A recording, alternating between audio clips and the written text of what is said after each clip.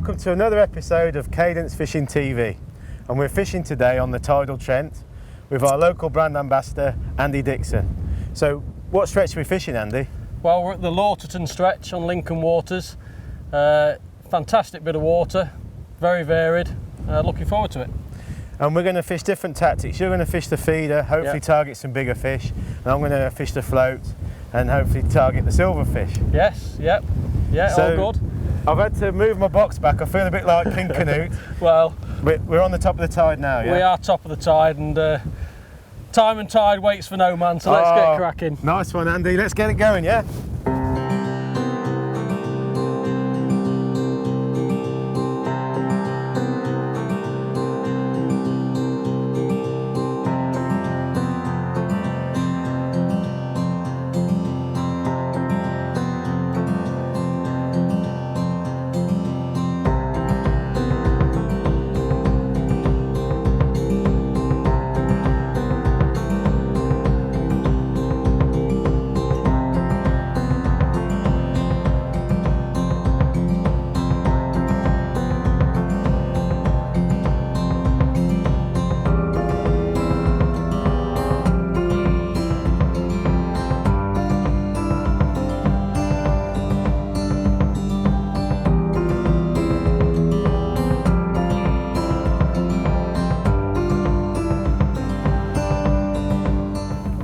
Well, I'm just getting a bit of feed in before I put a hook length on.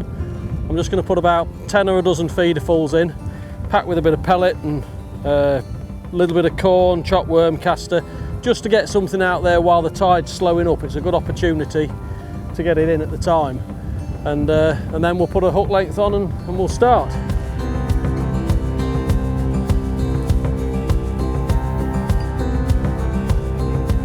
So quantity wise, it depends really where I draw, how the river's fishing, but on a peg like this, I know it's a good skimmer peg, a few bream here, so I'm going to put about a dozen feederfuls in because I'm expecting to catch. Other stretches, other pegs, maybe a bit less, but I'm confident of this amount today.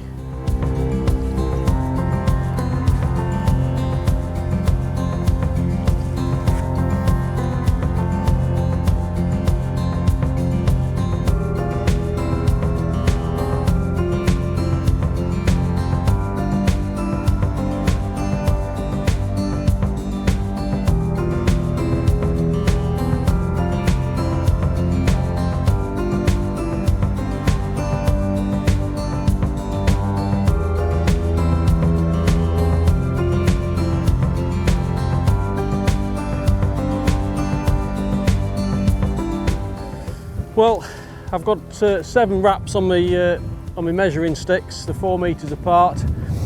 I think it's far enough today on this stretch because it's deep on the inside, the flow and the water depth is this side, so you know that sort of distance, 28-30 metres, that's fine on here.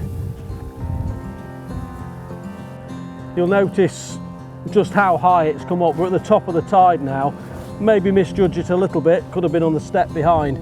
But we were a good 6 foot below this not too long ago. It's a big tide today and you've got to be careful on these venues. A lot of people get caught out.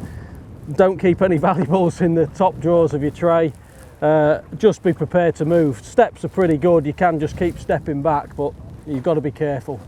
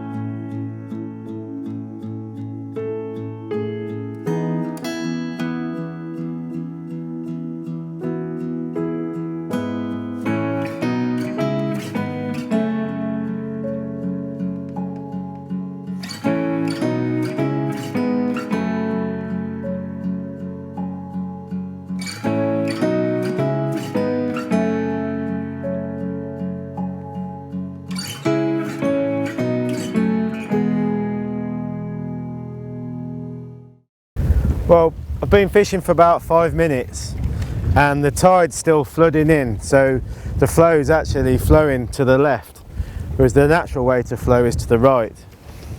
And I think we're just about on the top of the tide now, so any moment now it'll stop flowing. It'll just be steady for a few minutes and then it'll start flowing back the natural way.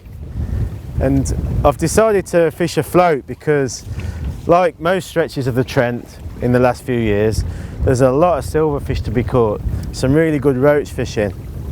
And I've also got a River Fest match on these stretches coming up, and I just wanted to come and have a practice at fishing the float, because it is quite a challenging venue, to say the least, when you're thinking about float fishing, and really quite unique, certainly for the fishing that I do. So I've started off fishing with a 3 gram bolo float, and I'm not fishing very far out, mainly because I can't fish very far out. There's a really strong wind blowing in my face, and obviously with the high tide that we've got today, we've got a really good depth close in. I'm fishing around about 15 foot deep, just past my rod end, or just off my rod end at the moment. And my tactics when I fish the Tidal Trent are pretty much, you've got to be very flexible and adapt, obviously, as the conditions change with the tide. So at the moment it's definitely just starting to steady up. That's a little small bleak, but definitely the flow's starting to stop now. And obviously when the river starts to run back down towards the sea again, as the session goes on, the level will drop and drop and drop, and you need to adjust your tactics accordingly. So I've also set up a stick float and a waggler, and it's just one of those days when we'll experiment and see what method's best.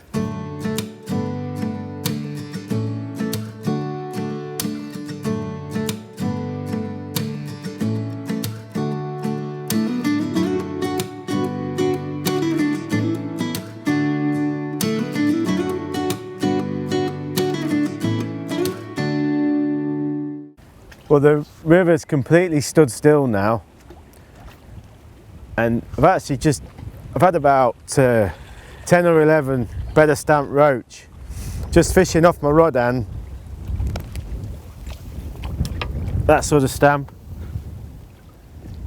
And I've switched over to double caster because I was getting a few small bleak on maggot. But one thing that I'm doing, which I think is important if you're fishing on a tidal river like this and when it's stood still, is I'm taking the opportunity to really feed lots of bait. Obviously when the river's like this, you've got a short window of time where you can really get some bait on the bottom. So I'm feeding quite heavily with hempen casters. I'm feeding slightly downstream of me, or where the river's going to start flowing, and hopefully that'll help to congregate some fish on the bottom for when the river starts flowing properly again.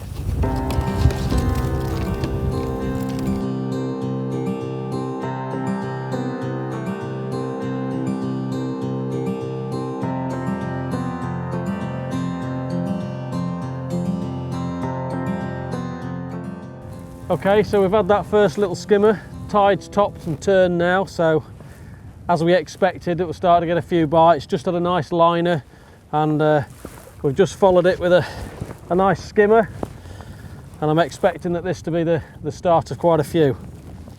We'll see.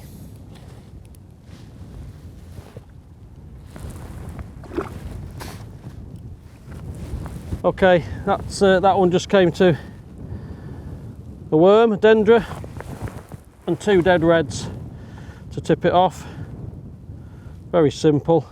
I fed quite a bit of mixed pellets, a little bit of corn, dead reds, and that's what we caught that one on at the minute. We'll keep mixing it up, try some pelleting a little bit, and take it from there.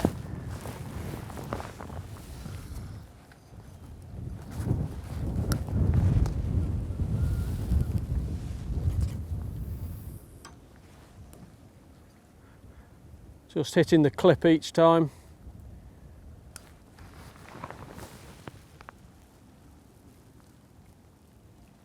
ready for the next one.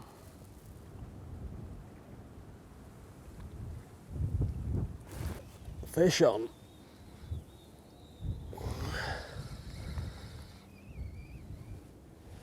Seems like they've turned up now.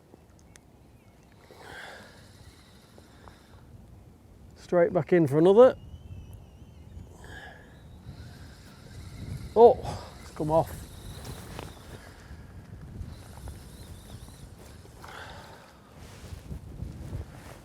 The worm folded over the top of the hook there, and we can't have had a very good hook hold. It was a very quick bite, and that one's gone. Try again. Try again.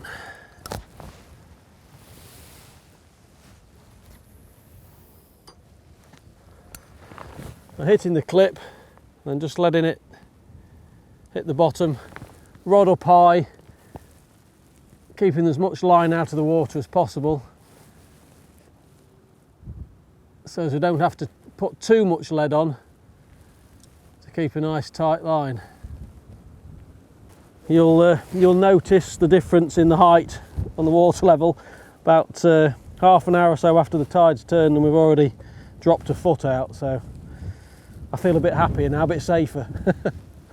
Okay, with a tidal river, especially on the Trent here, obviously timing, certainly for a pleasure session, is key. A nice big split tide like this is ideal. It puts a little bit of colour in the water, and that certainly makes a difference. Obviously in a match you don't have that choice, and the tide is what it is, and you have to adapt.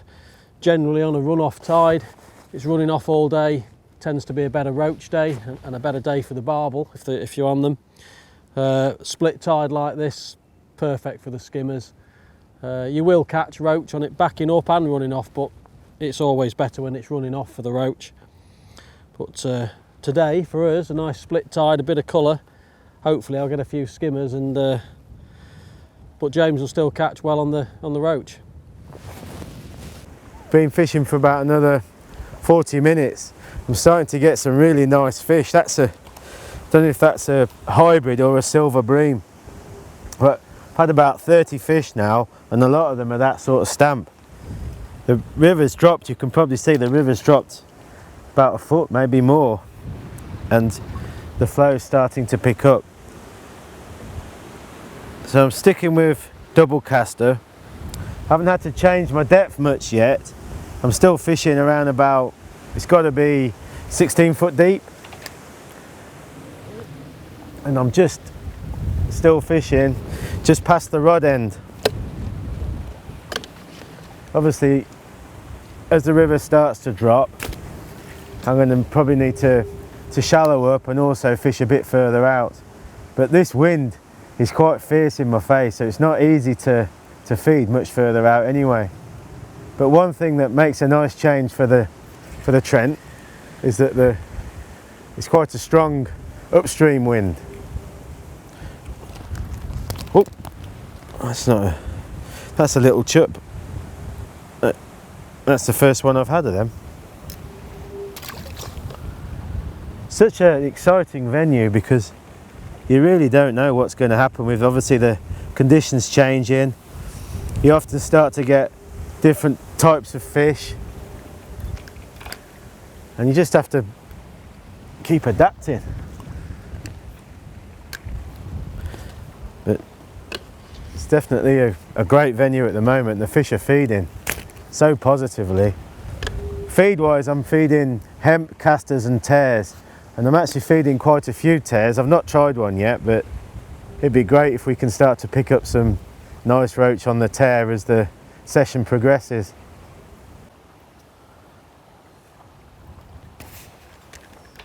So this is the mix of hemp, casters and tares that I'm using, and you can see I'm feeding really positively still. I'm putting in at least 2 pouchfuls like that.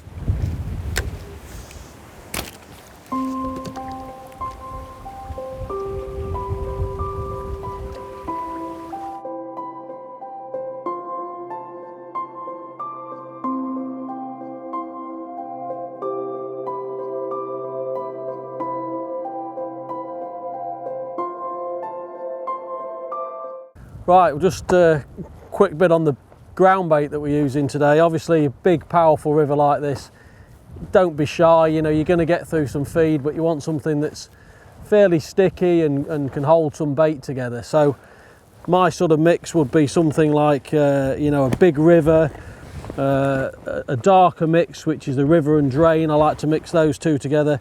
And this day and age, with the amount of barbel and specimen anglers on the river, there's that much pellet and boilie going in. So for skimmers, for me, it's going to be fish meal, and it's going to be a mix of some pellets, corn.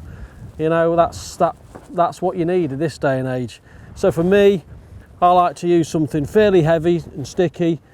I can carry a lot of bait in it. You see the mix I've been using today. I've got quite a bit of pellet in there. Mixing the gold and the blacks together give you a nice green sort of ground bait. It's just personal preference, doesn't make any difference to the texture, etc.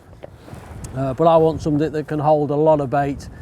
At the start of a session, I want to get a bed down there and I want to pack as much of this in as possible. So for me, I would be getting my mix of the day, and then I'd be putting a good handful in there as a start up. And then a little bit of what I like, my little touch, which is some amino liquid. You can't put enough amino in, fish need aminos. Mix that in together, and that's my base mix. And then I'll be adding some chopped worm in there as I need it and as I feel the need. Don't always start off with a worm, just to see how things are, but then add it to and take it away as you go along. So that's the basics. It's quite a simple mix. You know, we all have a preference. Pellets, I use the amino pellets and some krill pellets, and that's how we go. So let's get back on this and see if we can catch a few more fish. Right, obviously on a big powerful river like this, it's key to have the right tools, and this 14-foot number 3 for me is absolutely spot on. I've got the length in the rod to keep the line up out the water. It's got the power, and it's very forgiving on a big fish. I had a double figure barbel on it the other week on here when it was a flooded river, and I could just hold that barbel in the grass because it was that high, the river, and got it in no problem.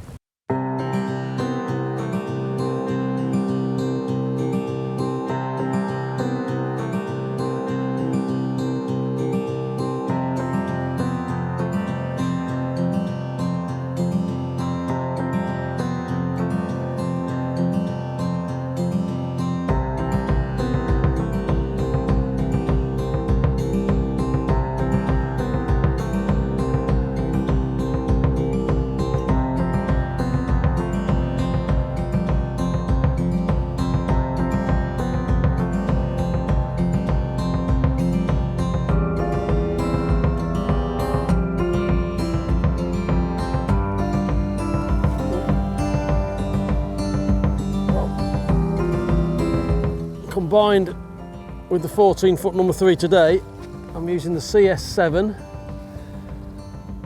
and I'm fishing braid, as you can see. It's a very simple rig with a twizzle boom, and this, for the size of the reel, it's deceiving how powerful this reel is. Just the job. Just the job. Another little skimmer.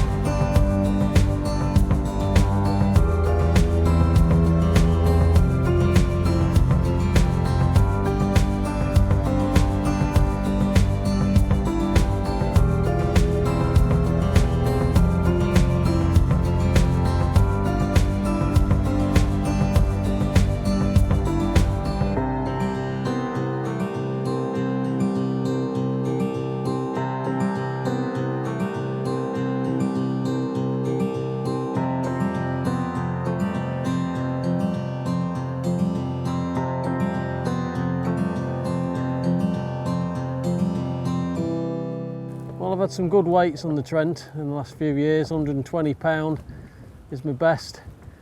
There's some big fish in this river. I mean, the barbel in this tidal river.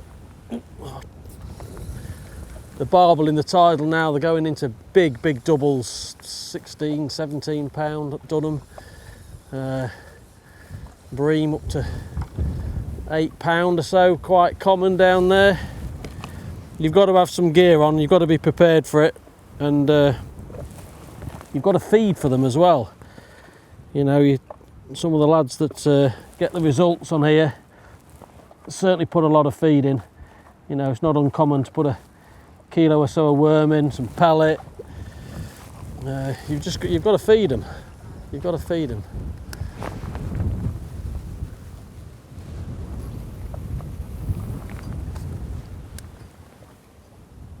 There's always a few barbels show up on the tidal, and you've certainly got to be geared up. Say 10-2 I had one last week.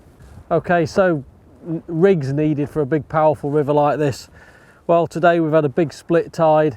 It's running off hard now, but at the start it was filling up, so we've had to start off with something fairly light for the depth that we had here. So that started off on an ounce and a half. As the tides turned and picked up, we stepped up to a 2 ounce, and then we stepped up further and further, and I've ended up at the moment, I'm running out on a 120 gram feeder at the minute, and that's only just holding the bottom. I could probably need to step up to about 140 now, as it's really running out hard. It's a deep peg, you've got a lot of weight there. In extremes, you might even need to double up your leads, you know, and use something as heavy as this. You've got to gear up, and everything has to be geared up. So I'm fishing a powerful rod, powerful reel. You know, I've got a braid from a main line. I'm using the Colmic braid, and I'm using a shock leader. It's all got to be geared up and balanced. You know, it's no good fishing a little light feeder and you know, it's just going to all go wrong when it comes to catching fish in numbers.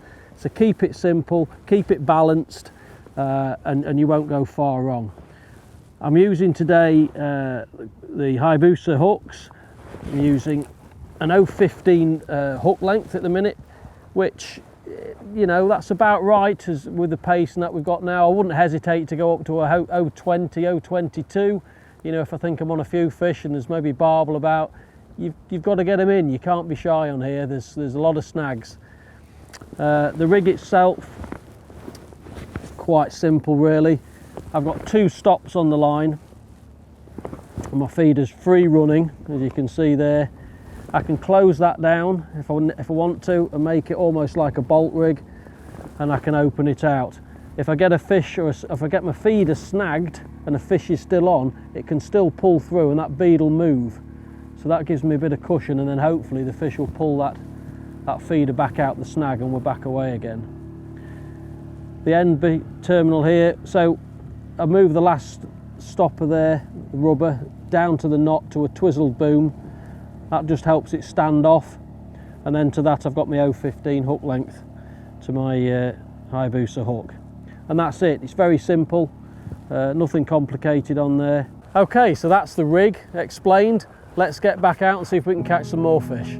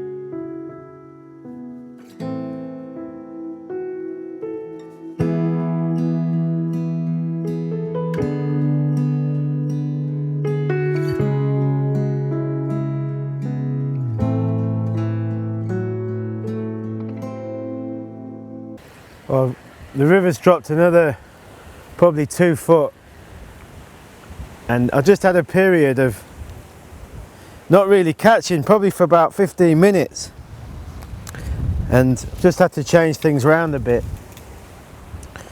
What I found was I was missing bites on maggots or casters. I think they were small fish, so I've just started trying a tear and started getting some better roach, and also refined my rig a bit.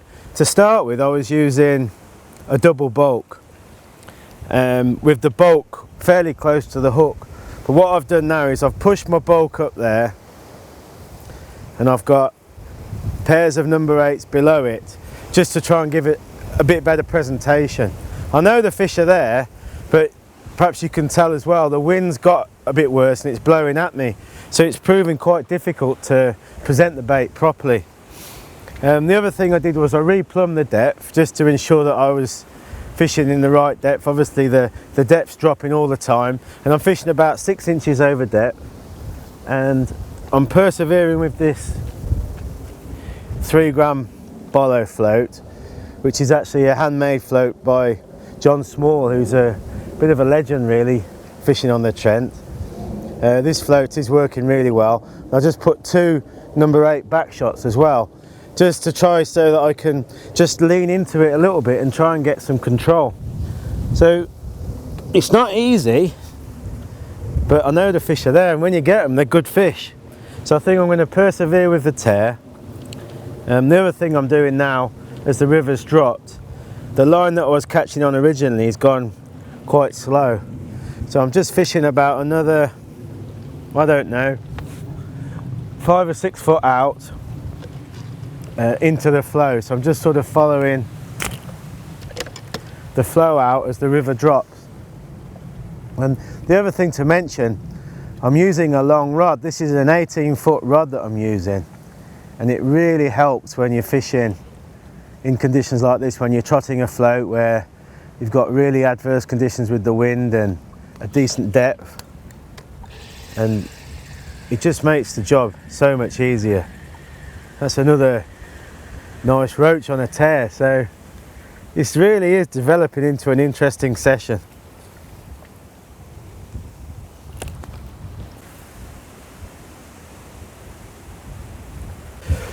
Well, as the river's dropped, I've decided to move my box out. I was sat right up high in the off the water, and it was making presentation really difficult, so I've actually moved everything down another slab. These slabs are absolutely amazing, and they go down into the water, so they do make fishing here a lot easier.